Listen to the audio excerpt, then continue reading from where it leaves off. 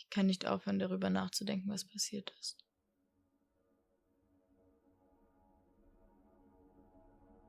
Ich spiele die Geschichte immer wieder in meinem Kopf durch.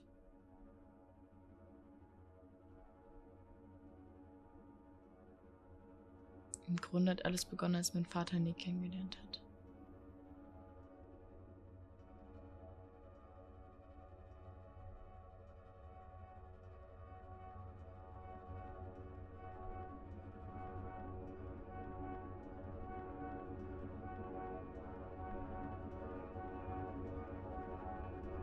Das vom Montagabend tut mir leid. Ich war wütend. Ich darf nicht wütend sein. Ja, ich hätte dich nicht beleidigen sollen, es tut mir leid. Sag dir lieb, mein Schatz.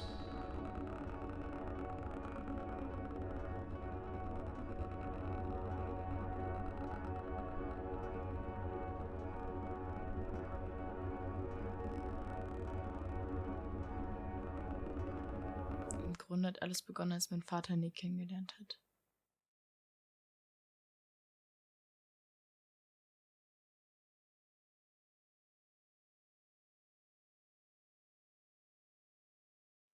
Ich wusste von Anfang an, dass Nick Geheimnisse hat.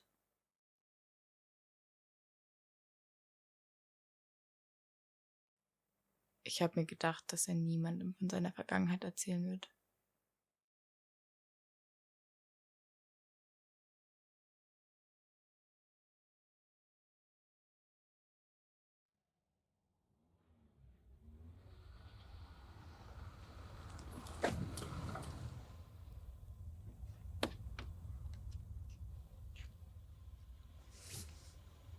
Steig ein!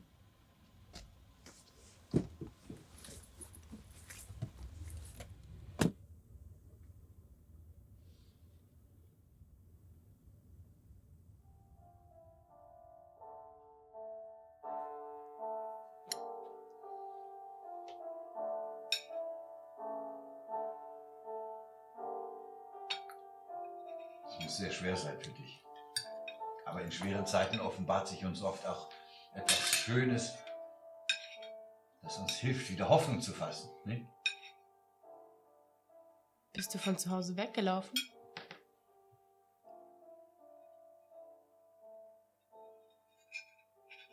Ja, Wieso?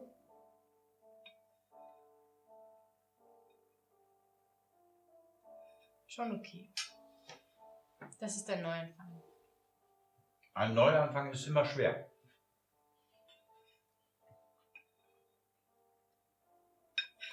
Du bist nicht sehr gesprächig, oder?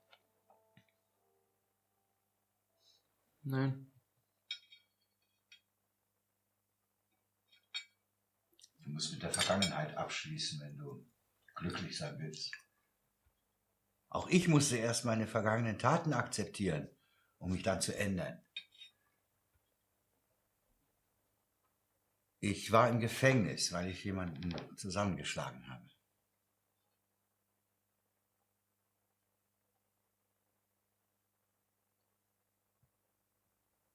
Eine schlimme Geschichte ist das, aber sie ist Teil meiner Vergangenheit.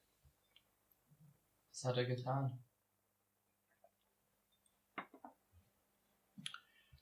Er hat mit meiner Frau geschlafen. 7 Jahre habe ich dafür bekommen. Ich durfte ihn lange nicht besuchen. Ihre Mutter hat es nicht zugelassen. Kannst du dir vorstellen, was es heißt, seine eigene Familie über Jahre hinweg nicht zu Gesicht zu bekommen? Überhaupt nichts zu wissen? Nach 4 Jahren fing Marie an, mich heimlich zu besuchen. Ich habe sie beim ersten Mal überhaupt nicht erkannt. Meine eigene Tochter. Nicht erkannt. Da wusste ich, dass ich etwas ändern muss in meinem Leben. Ich wollte ein guter Vater sein für meine Kleine. Ich will nicht, dass ihr irgendetwas zustößt, nur weil ich andere Dinge im Kopf habe. Ich will immer für sie da sein. Nick hatte mich neugierig gemacht. Ein Typ, der dir nicht sagt, wo er herkommt, der dir gerade mal seinen Namen nennt.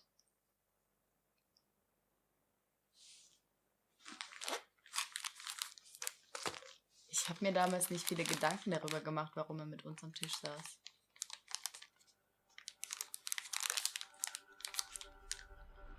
Ich wünschte, mein Vater würde dich bei uns wohnen lassen. Er wird Gründe haben. Ja, er macht sich Sorgen, dass du einen schlechten Einfluss auf mich hast.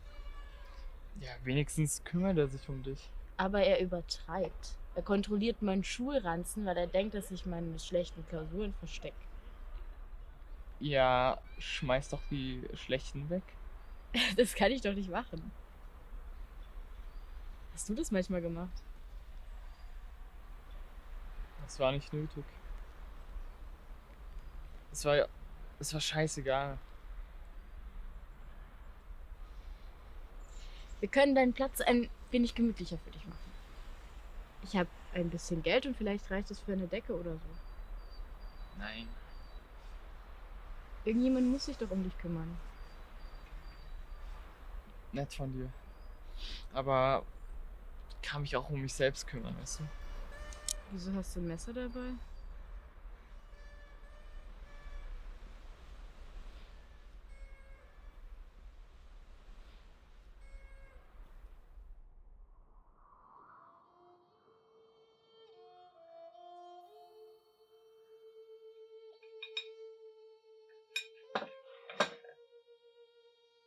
Ich wollte mit dir noch über den Jungen reden, der unser Gast war.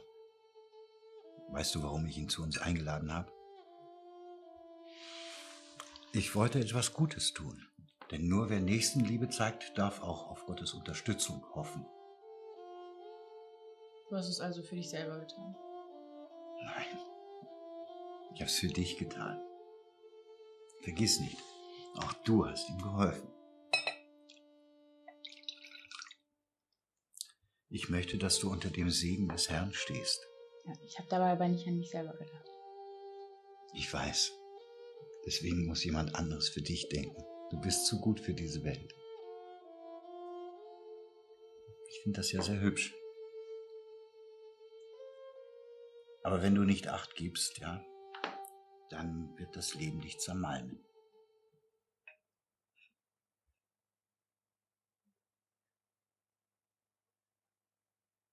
Darum habe ich den Jungen auch heute Morgen wieder weggeschickt. Wenn du dich zu viel mit diesen Leuten herumtreibst, wirst du am Ende selbst ein obdachloser Streuner. Er wird ja wohl einen guten Grund dafür haben, wieso er von zu Hause weggelaufen ist. Mit Sicherheit ist er nur ein Opfer der Umstände, in die er hineingeboren wurde, aber die Vergangenheit hat ihn geprägt und einen Menschen aus ihm gemacht, der für sein Umfeld eine Gefahr darstellen könnte. Besonders für Leute wie dich, die so wenig auf sich selbst Acht geben können. Und darum ist jetzt auch Schluss mit dem Jungen. Du kennst ihn doch überhaupt nicht. Nein, aber ich kenne Leute, die so sind wie er. Aber wenn man ihm unter die Arme greifen will. Mit dem Jungen ist Schluss. Ist das klar? Ich habe keinen Hunger mehr.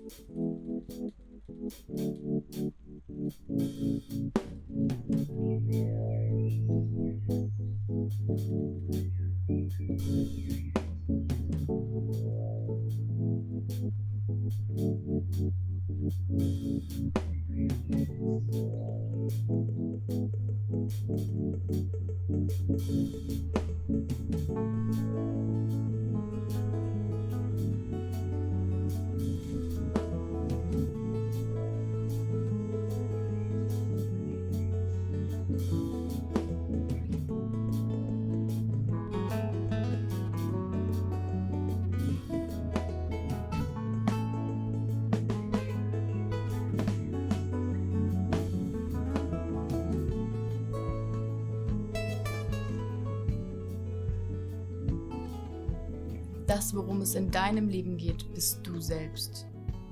Du willst glücklich sein. Ich finde es merkwürdig, dass einige nur dann glücklich sind, wenn sie etwas für andere tun können. Ich selber war mein Leben lang eine von denen. Hab versucht, es allen recht zu machen. Davon habe ich genug. Ich glaube, manchmal muss man erst an sich selbst denken. Sonst verliert man sich in den Problemen eines anderen.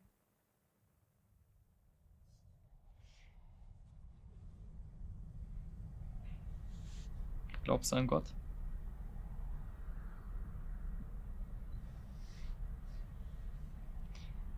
Weißt du, ehrlich gesagt, habe ich mich das selber schon gefragt. Und vor ein paar Wochen hätte ich das nie zugegeben, aber ich bin mir gar nicht so sicher. Meinem Vater ist das ja total wichtig, deswegen könnte ich das nie so offen zugeben, dass ich finde Glauben schön, aber ich weiß nicht, irgendwie habe ich so das Gefühl, dass ich das fast muss, weil das meinen Vater so glücklich macht. Aber vielleicht brauche ich einfach was anderes. Vielleicht ist das gar nicht das, was mich glücklich macht. Und ob ich an Gott glaube, das ist irgendwie... Ich weiß es nicht.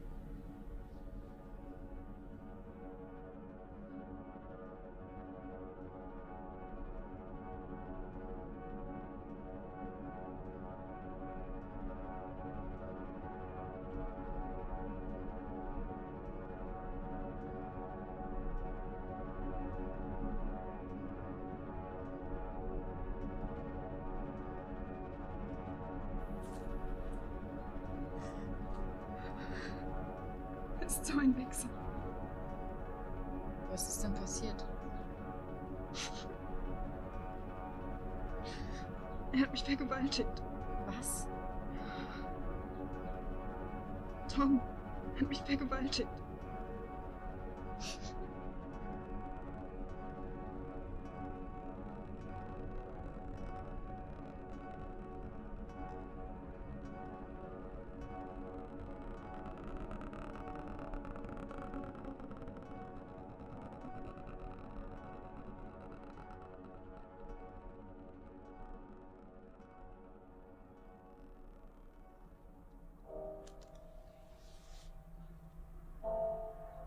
Er ist ein Vergewaltiger.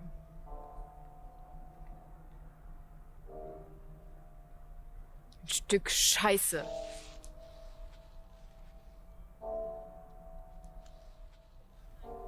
Wir müssen was tun. Wir müssen was tun.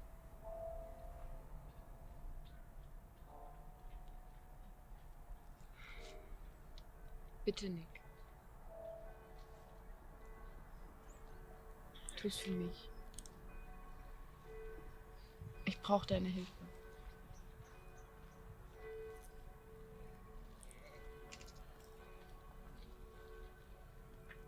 Danke fürs Essen.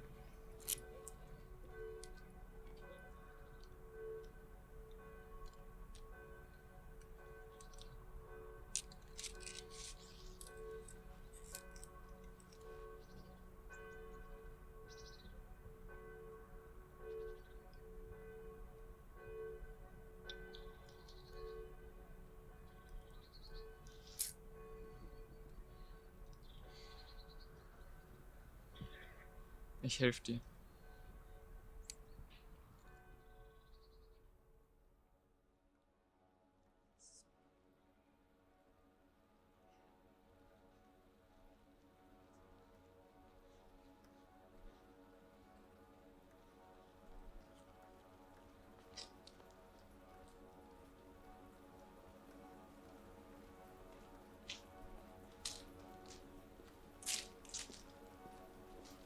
Hey, Arschloch!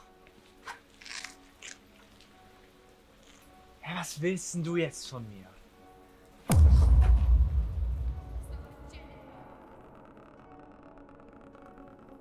Konntest du ihr das antun, du Mistkerl? Du Schlampe! Halt die Schnauze. Du hast es verdient. Du hast sie vergewaltigt! Ich weiß, was sie herum erzählt.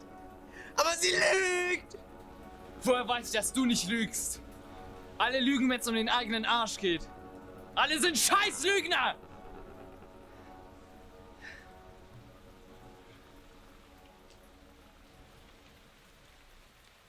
Woher weiß ich, dass deine Freundin keine dreckige Lügnerin ist?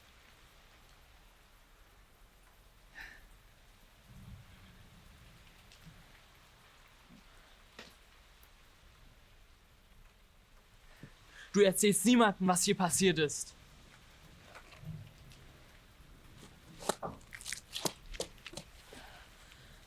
Ich muss Jennifer anrufen.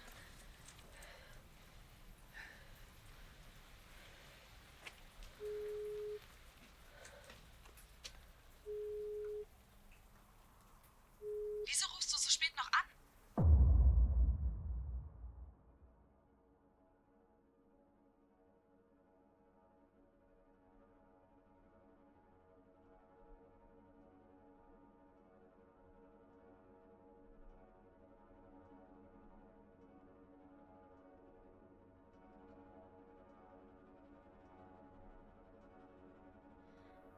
Wenn einem Kind etwas Schlimmes passiert, dann rennt es als erstes zu seinen Eltern.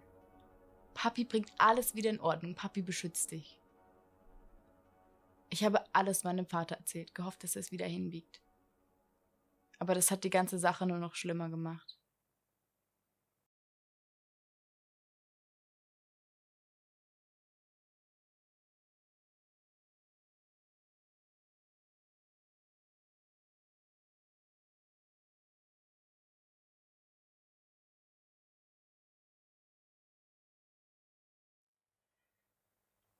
Ich habe gründlich nachgedacht über das, was du mir gestern Nacht erzählt hast. Jetzt, wo ich weiß, dass du mich über 4 Wochen lang angelogen und nach Strich und Faden betrogen hast und dich heimlich mit diesem Jungen triffst, wird mir so einiges klar. Was hast du vor? Ich will ihm nur drohen, damit er endlich verschwindet. Bitte tu das nicht. Das ist die einzige Sprache, die diese Leute verstehen. Er hat niemanden außer mir. Ist nicht gut für dich. Ich habe Angst um dich. Alt genug, um auf mich selbst aufzupassen. Du, ich verbiete dir, dich weiterhin mit dem Jungen zu treffen, ist das klar? Fick dich! Du wagst es doch! Du kannst mich nicht kontrollieren! Du, in den 10 Geboten heißt es, du sollst deinen Vater ehren, weil er weiß, was das Beste für dich ist. Liebst du denn deinen Vater nicht mehr? Doch. Dann glaubst du nicht mehr an die 10 Gebote. Doch, das tue ich. Nein. Nein, du glaubst nicht mehr.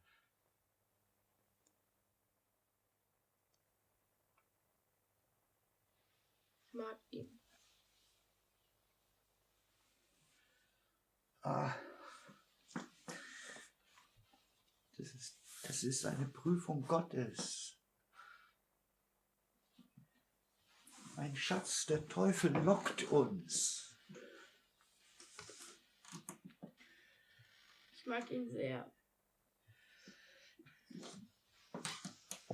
Ich versuche ja dem Teufel zu widerstehen, aber du machst es mir so schwer.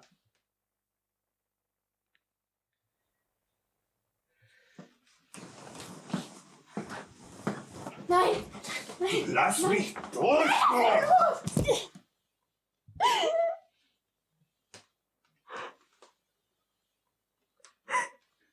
Der Teufel hat dich schon befallen.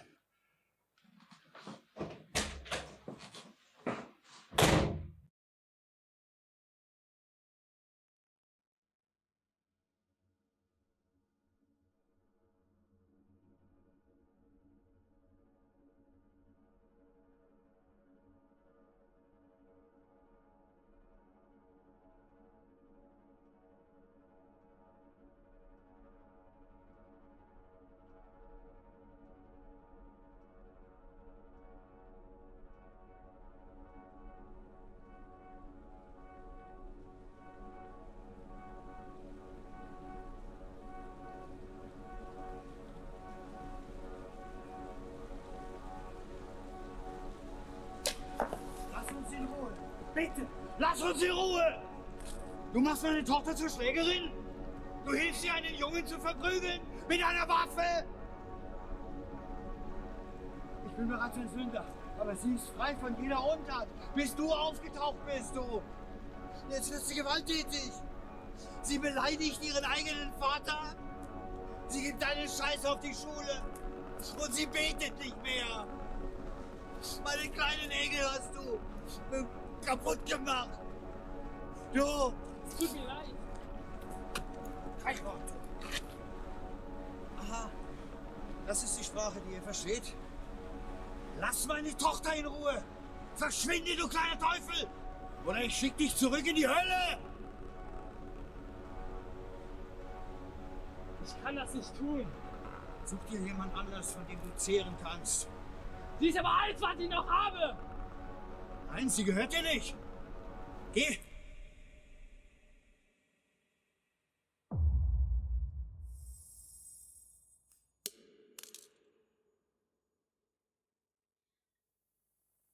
Wenn ich meinem Vater von Anfang an erzählt hätte, dass ich mich mit Nick treffe, hätte er nie zugelassen, dass wir Zeit miteinander verbringen. Geheimnisse machen das, was wir uns aufgebaut haben, stabil. Sie halten unsere eigene kleine zerbrechliche Welt im Gleichgewicht. Das, was man durchmacht, verändert einen. Ich glaube, auch ich hätte ein anderer Mensch werden können, wenn manche Dinge nicht passiert wären. Im Grunde sind wir alle doch das, was das Leben aus uns macht. Oder?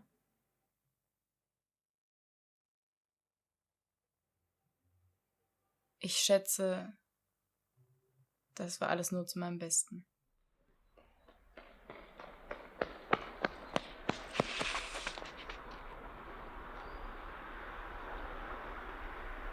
Ich wollte zu dir.